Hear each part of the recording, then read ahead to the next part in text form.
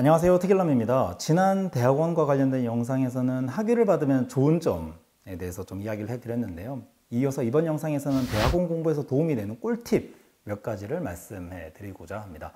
너무나 이점이 많은 대학원 공부를 제대로 하고 최대한 빨리 학위를 받을 수 있는 방안에 도움을 드리고자 영상을 제작했습니다. 쉽게 말해서 빨리 대학원을 탈출할 수 있는 방안, 제가 생각하는 4가지 말씀드리도록 하겠습니다. 저는 단국대학교 대학원에서 학위를 받았는데요. 박사학위를 받기 위해서는 4년에서 5년은 기본이고 길게는 8년에서 9년을 걸리는 분도 계십니다. 근데 저는 박사과정에 입학을 해서 학위를 받기까지 총 3년 6개월이 걸렸거든요. 그러니까 석사 과정에서도 입학과 학위 논문까지 3년이 걸렸으니까 석박사 학위 취득에 걸린 총 기간은 6년 6개월입니다. 강의를 수강했던 그런 코스석 기간까지 포함한다면 비교적 짧은 시간에 학위를 취득한 케이스라고 생각합니다. 더불어 졸업하면서 저는 운이 좋아서 또 지도 교수님의 훌륭한 지도 덕분에 우수 논문상을 수상하기도 했는데요. 이렇듯 제가 나름대로 대학원 과정을 좀 빨리 마칠 수 있었고 또 학위 논문을 나름 이제 잘 작성할 수 있었던 방법을 여러분들께 말씀해 드리도록 하겠습니다. 크게 4가지 정도의 내용으로 말씀드릴 수 있을 것 같아요. 첫째, 능동적인 학업 자세. 둘째, 원만한 인간관계. 셋째, 정보 분석 및 조직화 능력. 마지막 4번째, 외국어, 특히 영어 능력이라고 할 수 있을 것 같습니다. 첫 번째와 두 번째는 약간 태도와 관련된 사항이고요. 또 세 번째와 네 번째는 약간 학습과 관련된 사항이네요. 첫 번째부터 말씀드리겠습니다. 바로 능동적인 학업 자세인데요. 이는 대학원이 과거에 중고등학교나 또는 대학 학부 시절과 다르기에 이러한 능동적인 자세가 중요하다는 건데요. 중고등학교 시절을 한번 생각해 보면 선생님들께서 이렇게 지시를 많이 해주시죠. 시키는 대로 하는 경우가 대다수입니다. 그죠? 과제가 늦어지거나 하면 선생님께서 이야기를 해주시잖아요. 그죠? 물론 대학도 중고등학교 시절만큼은 아니지만 학과 사무실의 조교님이 어느 정도 가이드는 해주시잖아요. 하지만 대학원은 그렇지가 않습니다. 처음 시작부터가 그렇지 않죠. 그죠? 누가 시켜서 진학을 하시나요? 아니죠. 그죠? 스스로 나름의 분명한 목표를 가지고 학교를 선택하고 진학을 하게 되는 겁니다. 나의 논문을 지도해 주실 지도 교수님 선택도 누가 하는 거죠? 스스로 하는 겁니다. 그죠? 앞서 대학원 진학의 계기에서 이제 앞서 만든 영상에서 말씀드렸던 사항이긴 한데 친구가 가길래 따라간 경우 주변에 있는데요. 이런 경우 진학한 이후에 어려움을 겪는 경우를 꽤 많이 봤습니다. 물론 그만두시는 선생님들도 꽤 많습니다. 꽤 있으세요. 만약에 대학원에서 공부를 하려는 뚜렷한 목표가 없으신 분들은 진학에 대해서 정말 진지하게 한번 생각을 해보셔야 될 것 같아요. 학교마다 달라요. 국립대랑 사립대랑 다르긴 한데 단대 같은 경우는 500만 원이 넘거든요. 한 학기 등록금이요. 그러면 2학기, 3학기 다니시다가 그만두시면 시간이나 비용이나 이런 손실이 너무 크지 않은가요? 그죠? 그리고 대학원에서 이루어지는 수업이나 과제, 시험 이런 것들이 단순 암기보다는 실제적인 해당 학문에 대한 깊이 있는 연구가 기본이 되거든요. 따라서 능동적인 학업 자세가 필수적이라는 거죠. 즉 대학원 과정에서는 교수님께서 일방적으로 지식을 막 전달하고 그것을 우리가 단순히 암기하는 것보다는 기존의 선행 연구를 분석해요. 완전히 새로운 연구를 계획하기도 하고요. 대학 강의에서는 또 실제적인 교육 현장에서의 딜레마 상황이나 현장의 문제를 약간 다각도로 해결하는 방안들을 고민해서 고안하기도 하는 거죠.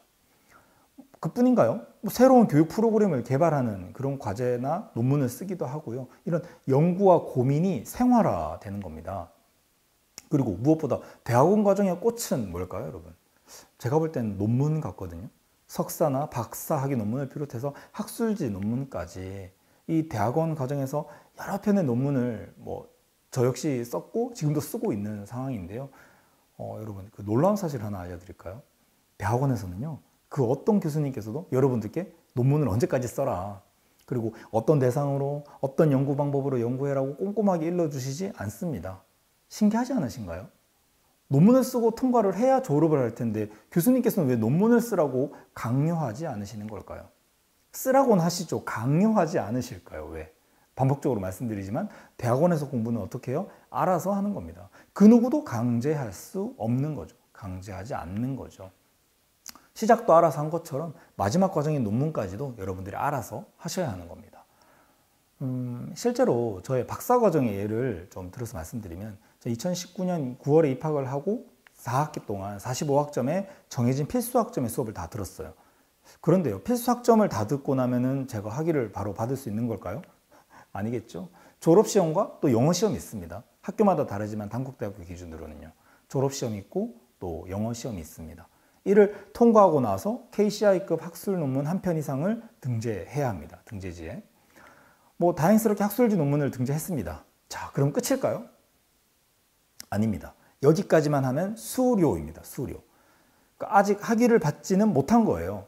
정확하게 말해서 학위 논문을 쓸 수 있는 자격이 주어진 거죠. 그런데요, 지금 제가 앞서 말씀드렸던 졸업시험이나 영어시험을 치르고 학술 논문을 등재하는 과정에서 교수님이 일일이 말씀을 하실까요? 잔소리 하시면서 왜 안 했어? 이렇게 코치를 해주실까요? 예상하셨겠지만 그렇지 않습니다. 그러는 교수님도 계시겠지만 대부분 그런 경우는 저는 잘 듣지 못했던 것 같아요. 다시 말하지만 대학원 공부는 어떻게? 알아서 하는 겁니다. 물론 진행을 하다가 어려움이 있으면 지도 교수님께 여쭤보면 답변을 해주시죠. 저도 막 너무 큰 어떤 난관에 부딪혔어요. 논문이 진행이 안 될 만큼 이거 어떻게 해야 될까 고민일 때 지도 교수님께 가져갔을 때 정말 깔끔하고 이 꽉 막힌 마음을 팍 뚫어주시는 말씀을 해주시긴 하셔요. 깔끔하고 확실한 답변을 주셔요. 하지만 중고등학교 시절처럼 가만히 있는 대학원생을 불러와서 교수님께서 하나하나 일러주시는 경우는 저는 보지 못한 것 같습니다. 그리고 학위 논문을 쓰는 과정에서도 그 과정이야말로 저는 약간 주도성의 끝판왕인 것 같아요. 학위 논문이 말이죠. 스스로 원하는 주제를 정하고요. 그 선행 연구 분석과 연구 참여자를 선정하고 연구 방법을 어떤 연구 방법을 돌릴 건지 하게 될 건지 그리고 결론을 어떻게 도출할 건지 내가 스스로 고민하고 어떤 정해야 하는 거죠. 교수님께서 궁금한 사항 여쭙고 지도를 받을 수는 있습니다. 그죠? 하지만 아무런 고민 안 하고 교수님 백지 들고 가서 교수님 알아서 해주세요. 저 졸업하고 싶어요. 그렇게 해서는 아마 영원히 졸업을 하지 못할 수도 있을 것 같습니다. 자, 이어서 대학원 공부의 두 번째 꿀팁 말씀드리면 바로 원만한 인간관계입니다. 이상하죠? 공부하는데 인간관계가 왜 중요한가 말이죠. 여러분 혹시 학술지 등재 논문 혹시 보신 분들 기억하실 것 같은데요. 그 논문의 저자를 보시면 어떻죠? 단독 저자인 경우도 있지만 두 분, 세 분 이렇게 1저자, 2저자, 교신 저자 등 이렇게 2명 이상의 함께 고민을 하고 연구해서 논문을 쓰는 경우를 좀 많이 보셨을 겁니다. 그죠? 누군가 협력해서 연구를 진행하는 경우가 많이 있다는 거죠. 저 역시 그렇게 했고 지금도 제 친한 선생님과 함께 이제 공동으로 논문을 쓰고 있거든요. 대학원 내에서 인간관계가 중요하다는 건 제가 앞서 말씀드렸던 이 주도적인 학습과도 약간 관련이 되는 것 같아요. 무슨 말이냐면 대학원 과정은 그 누구도 명확하게 알려주는 분이 있다? 아니다, 없다. 그죠? 그러면 함께 공부하는 동료들이 관계가 좋으면 서로 도움을 주고받는 것이 가능해진다는 거죠. 예를 들어서 중간고사나 기말고사 시험이나 졸업시험을 치르거나 교수님께서 내어주시는 과제를 하는 과정에서도 나와 관계가 좋은 선후배가 있거나 동료가 있으면 도움을 충분히 받을 수 있다는 거죠. 저도 예전에 교수님께서 꽤 양이 많은 어떤 영어 논문 해석 과제를 주신 적이 있는데 친한 동기분들과 분량을 나누어서 함께 해석하고 토론하고 했던 그 기억이 있거든요. 대학원을 졸업하고 나서도 이른바 동문이라고 하죠. 그죠? 우리나라의 학연, 지연 무시 못하지 않습니까? 그죠? 같은 대학원을 이제 함께 공부했던 그런 동료들 아주 소중한 인간관계일 겁니다. 또 인간관계에서 빠질 수 없는 게 또 있죠. 지도 교수님과의 관계 말씀드려야 되겠습니다. 특히 학위 논문을 쓰는 과정에서 그 지도 교수님과의 관계는 아주 너무나 중요하다고 말씀드릴 수 있는데요. 학위 논문 표지 혹시 보신 분들 뭐가 보이죠? 그죠? 논문 제목도 있겠지만 논문 저자의 이름과 함께 뭐가 있을까요, 여러분? 바로 지도 교수님의 존함이 딱 들어가는 겁니다. 즉, 나 혼자만의 논문이 아니라는 거죠. 앞으로 다른 영상에서 학위 논문 작성에 대해서 제가 상세하게 말씀을 드리긴 할 텐데요. 논문을 쓰는 과정에서 우선 논문을 쓰겠다라는 프로포절이라는 것을 하게 되는데요. 그 이후에 또 심사, 중간 심사, 또 이제 최종 심사 이렇게 심사들이 있는데 그런 심사들을 통과해야 합니다. 즉, 여러 심사위원들로부터 오케이를 받아야 하는 거죠. 가장 중요한 것이 지도 교수님의 승인을 받는 거예요. 앞서 말씀드렸지만 수료를 하는 것이 학위 논문을 쓸 수 있는 자격이 주어지는 거예요. 자격만 주어진 거지 바로 논문을 쓸 수 있다는 건 아니에요. 지도 교수님께서 학위 논문을 써라고 허락을 해 주셔야 하는 겁니다. 그래야 비로소 지도 교수님 허락을 받아야 비로소 이제 학위 논문을 시작을 할 수 있다는 거죠. 아무런 주제를 가지고 학위 논문 쓰겠습니다라고 하면은 교수님이 허락을 해 주실까요? 해주지 않으실 겁니다, 아마. 따라서 지도 교수님께서 평소에 어떤 분야에 관심이 있으실지 또 어떤 연구 방법을 선호하시는지 잘 파악하고 계시는 것이 아주 중요하겠죠, 그죠? 저 같은 경우는 지도 교수님께서 그동안 집필하셨던 뭐 서적이나 학술 논문을 쭉 보았거든요. 정말 많았습니다, 그죠? 정말 많았는데 교수님의 관심 분야와 교수님만의 이 학문 분야에서의 신념과 철학, 선호하시는 그런 방향들을 좀 엿볼 수 있었던 것 같아요. 특히 교수님께서 딱 지금부터 정확하게 20년 전에 미국 학회에 등재하신 논문을 보기도 했는데요. 그게 이제 학생들 간의 프렌드십에 대한 논문이었거든요. 이게 제가 또 학위 논문을 장애 학생과 비장애 학생이 함께하는 통합교육과 관련된 학위 논문을 이렇게 쓰는 과정에서 교수님께서 20년 전에 썼던 그런 학술지 논문을 이제 참고 문헌으로 인용하기도 했거든요.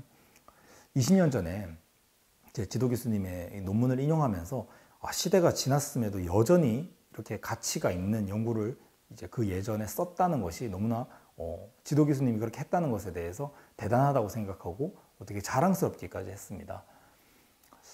그리고 저는 이 방법이 좀 좋았어요. 여러분께서도 도움이 되셨으면 좋겠네요, 이 방법이. 지도 교수님께서 최근에 지도하셨던 그런 학위 논문을 한번 쭉 살펴보는 겁니다.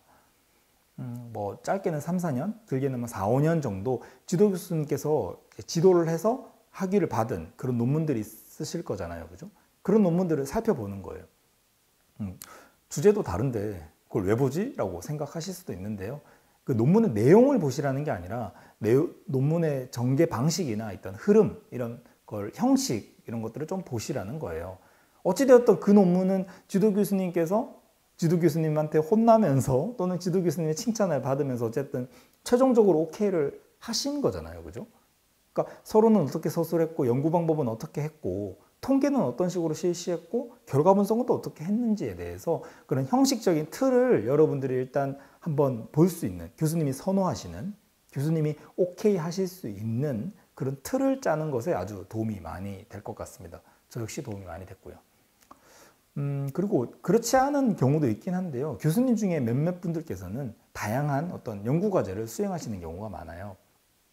교육부일 수도 있고요. 도교육청일 수도 있고, 보건복지부, 체육진흥공단 등 다양한 기관들로부터 연구 수행 사업을 이렇게 하시는 경우가 있는데요. 교수님께서 만약에 이 연구과제 함께 해볼래? 또는 함께 해볼 사람이라고 이렇게 물어보신다면 여러분들 주저없이 함께 하셔서 그런 교수님과 시간을 보내시면 좋을 것 같아요. 저희 지도 교수님, 저의 케이스를 말씀드리면 2015 개정 교육과정 그 국정교과서를 집필하실 때 함께 하였고, 지금 2022 개정 교육과정에 따른 국정교과서 집필사업도 실은 같이 하고 있긴 한데요. 이제 교수님과 함께하는 시간을 통해서 교수님과 더욱 가까워진 것 같아요. 특히 제가 앞서 말씀드렸던 그 2015 개정 그 교육과정에 따른 국정교과서 집필은요, 제가 그 당시가 딱 또 석사 과정이었어요. 석사 과정에서 석사 학위 논문을 써야 될 상황이었거든요. 교과서 집필을 하면서 교수님과 많은 이야기를 나누었겠죠, 그죠? 특히 교과서 내에 교과서를 집필하는 사업이었으니까 교과서 내에 시각 자료, 그러니까 사진이나 사파를 어떻게 배치하는 게 좋을지에 대해서 교수님과 함께 많은 이야기를 좀 나누었죠. 그 당시 석사학위 논문을 쓰는 시기라고 말씀드렸죠. 교수님과 이야기를 나누고 또 관련 문헌, 선행 연구들을 보면서 이게 논문으로 하기에 괜찮을 것 같다. 교수님이 먼저 제안을 해주셨고 저도 굉장히 관심 있는 분야니까 이렇게 해봤습니다. 그를 바탕으로 학위 논문을 쓰기도 했고요. 또 더 나아가서 학술지 논문을 등재하기도 했습니다. 관련 내용으로. 제 입장에서는 국책사업을 수행하면서 교수님과의 관계도 한층 좋아졌고 학위 논문까지 쓰는 어떤 일석이조의 어떤 효과가 있었던 것 같아요. 다음 대학원 공부에서 중요한 사항 세 번째로 말씀드릴 것은 바로 정보 분석 및 조직화 능력인데요. 대학원 과정은 고차원적인 학문을 연구하는 과정이에요, 그죠? 그런 과정을 통해서 완성되는 것이 바로 논문이고요. 논문 집필에 대해서는 다양한 이제 영상에서 앞으로 다루긴 할 텐데요. 어쨌든 논문 쓰는 과정에서 중요한 것은 바로 여러 가지가 있겠지만 선행 연구 분석이 아주 중요하거든요. 즉 내가 쓰고자 하는 논문과 관련돼서 먼저 이루어진 연구들을 분석해야 한다는 거죠. 단순히 주제가 비슷한 곳에서부터 연구 대상이 비슷한데 연구 방법만 달라진 연구가 있거나, 또는 뭐 그 반대도 있겠죠. 연구 이제 대상이 또 다른데 방법이 비슷하거나, 이렇게 다양한 케이스가 있을 수 있는데, 앞서 이루어진 연구를 분석해서 내 연구에 반영한다는 것은 무에서 유를 창조하는 게 아니라 유에서 유를 창조하는 것이기에 보다 효율적으로 효과적인 논문을 작성할 수 있는 방법인 것 같아요. 다시 말해서 불필요한 노력을 줄일 수 있고요. 더욱 깊이 있고 학계에 유용하고 쓰임받는 그런 연구물을 만들어내는데 아주 중요한 필수적인 사항이라고 할 수 있는 거죠. 이 선행 연구라고 하면 학술지 논문만이 아니겠죠. 학위 논문도 있겠고, 또 관련 서적이나 다양한 연구기관에서 발행한 보고서들도 해당이 되는 겁니다. 당연한 이야기겠지만 표절은 우리 모두가 조심해야 하는 사항이겠죠. 분명하게 인용을 표기하는 것 사항, 절대 잊어서는 안 되실 겁니다. 여러 선행 연구물을 보면서 과연 나는 어떠한 연구를 진행할까 이렇게 생각하는 과정에서 해당 연구들마다 연구의 마지막 부분에 결론 및 논의, 이제 앞으로의 재원, 이런 사항들이 이제 발견하실 수 있는데요. 그 연구를 진행했던, 선행 연구에서 진행했던 것에서 제한점도 있을 것이고, 향후 만약에 연구를 한다면 이런 부분들이 좀 반영이 된 연구를 했으면 좋겠다라는 그런 제언들이 있을 거예요. 그런 내용을 참고해서 여러분의 연구에 반영하고, 또는 그런 내용들을 참고해서 연구를 이제 실시한다면 아주 도움이 많이 되겠죠. 이어서 설명드릴 네 번째 사항, 이제 외국어, 영어 공부에 대한 사항인데요. 앞서 말씀드린 관련 서적이나 선행 연구가 우리나라 연구에만 국한되는 것이 아니라 해외 연구까지 포함된다면 여러분의 연구가 보다 더 체계적이고 완벽해지겠죠. 그죠? 그래서 영어 능력이 중요하다는 겁니다.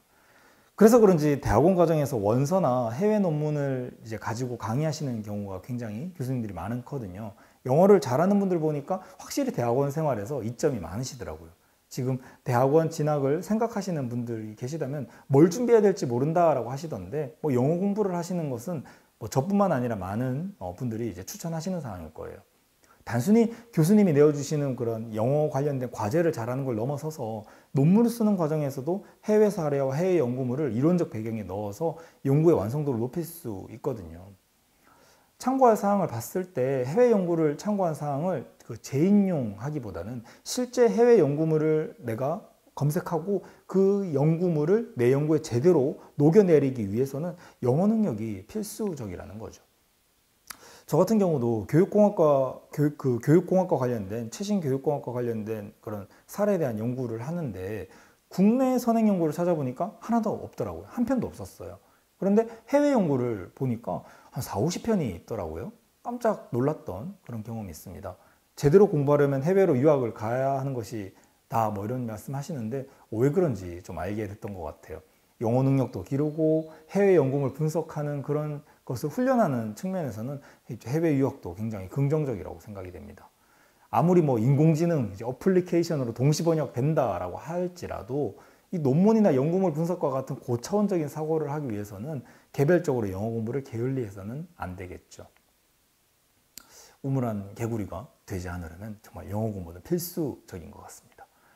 논문을 쓸 때 앞서 말씀드렸던 재인용에 대한 이야기를 했는데요. 그 재인용하는 경우가 있어요. 이는 정말 불가피할 때만 하는 겁니다. 그러니까 예를 들어서 1차 문헌, 이제 원문이 작성된 시기가 너무 오래된 거, 또는 1차 문헌이 찾기 어려운 경우에 쓰는 방법이긴 한데요. 특히 해외 연구물이 영어 능력이 부족해서 우리나라 연구를 재인용하게 된다면 이건 심사 과정에서 이제 지적을 받을 뿐만 아니라 스스로도 조금 이런 아쉬움이 생길 수밖에 없겠죠. 자, 오늘 영상에서는 대학원 생활에서 필요한 사항, 도움이 될 만한 사항들 한 4가지에 대해서 말씀을 해드렸습니다. 이 밖에도 굉장히 많은 사항들이 있을 수 있습니다. 그죠? 앞으로도 제가 알고 있는 한 대학원 생활과 관련된 다양한 유익한 사항들, 그 논문 집필과 관련된 다양한 사항들을 여러분들께 콘텐츠로 제공해서 도움이 될 수 있도록 하겠습니다. 이상 특수교육 읽어주는 남자였습니다. 감사합니다.